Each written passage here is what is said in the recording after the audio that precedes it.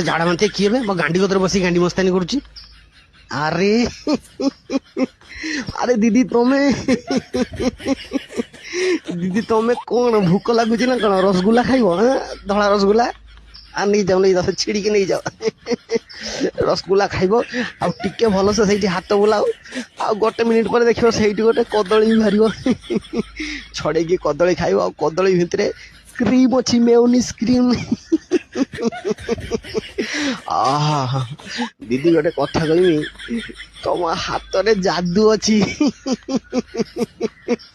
ମୋର ରସଗୋଲା ତମେ ଯେତେବେଳେ ଛୁଉଁଛ ମତେ ଲାଗୁଛି ମୁଁ ଆକାଶରେ ଉଡୁଛି।